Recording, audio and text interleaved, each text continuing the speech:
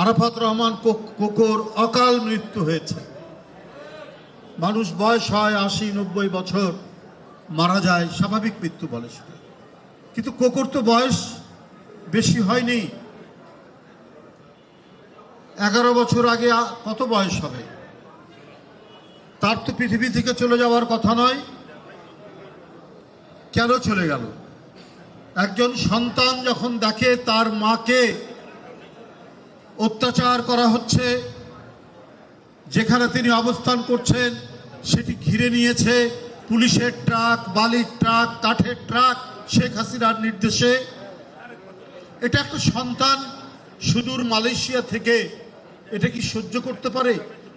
যার হার্টের অসুখ রয়েছে, সেই ছেলে তো এটা ধারণ করতে পারেনি, সহ্য করতে পারেনি। গোলমরিচের স্প্রে করা হচ্ছে, ছিটানো হচ্ছে। যেখানে অবস্থান করছেন গুলশান কার্যালয়ে দেশনেত্রী বেগম খালেদা জিয়া, শেখ হাসিনা চেয়েছেন সমস্ত বিরোধী শক্তিকে ছলে বলে কৌশলে মানসিক নির্যাতন করে, শারীরিক নির্যাতন করে, মিথ্যা মামলা দিয়ে কারাগারে গুম করে, বিচার বহির্ভূত হত্যা করে, গুপ্ত হত্যা করে পৃথিবী থেকে বিদায় দেওয়া, ক্রমান্বয়ে পৃথিবী থেকে বিদায় দেওয়া। তিনি তাই করেছেন 17টা বছর। তার ভয়ঙ্কর নিপীড়নে এই ঢাকা মহানগরে অনেক জনপ্রতিনিধি কারাগারে মৃত্যুবরণ করেছে না? এই যে কাইয়ুম সাহেব, আমাদের এই এলাকার কাফরুল, এই এলাকার কমিশনার কাইয়ুমের মৃত্যু হয়েছে কারাগারে, আরো অনেকের মৃত্যু হয়েছে কারাগারে। সবচেয়ে বড় ব্যাপার, ছাত্র দলের সভাপতি, লালবাগের এমপি, তাকে বিনা চিকিৎসায় রাজশাহীর কারাগারে পরিকল্পিতভাবে হত্যা করেছে শেখ হাসিনা।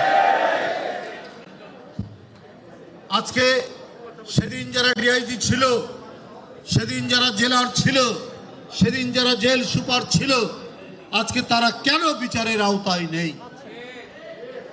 এটা আজকে সবার প্রশ্ন। এই প্রশ্ন সবাই করছেন। আমরা আশা রাখি, বিশ্বাস করি সরকার দ্রুত এই হত্যাকাণ্ডের বিচার করবেন, আইনের আওতায় নিয়ে আসবেন সেই সমস্ত কর্মকর্তা। এখন অনেকে গা ঢাকা দিয়ে রাতারাতি বিএনপি সাজার চেষ্টা করছেন, অনেকে করে নিজেদের সুবিধা আদায় করার চেষ্টা করছে।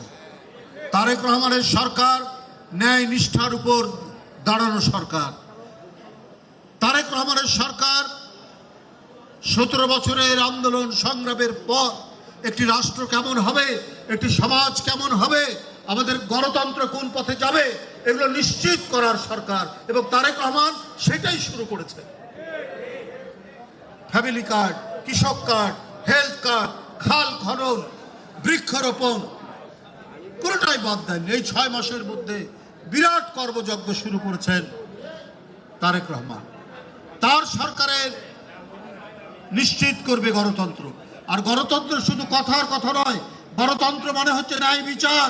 যারা 17 বছর অন্যায় করেছে, যারা গুম করেছে, যারা খুন করেছে, যারা কারাগারের মধ্যে বিনা চিকিৎসায় তিলে তিলে নিঃশেষ করে প্রকারান্তরে পরোক্ষভাবে হত্যা করেছে, তাদের বিচার জনগণ দেখতে চায়, তাদের বিচার জনগণ শুনতে চায়।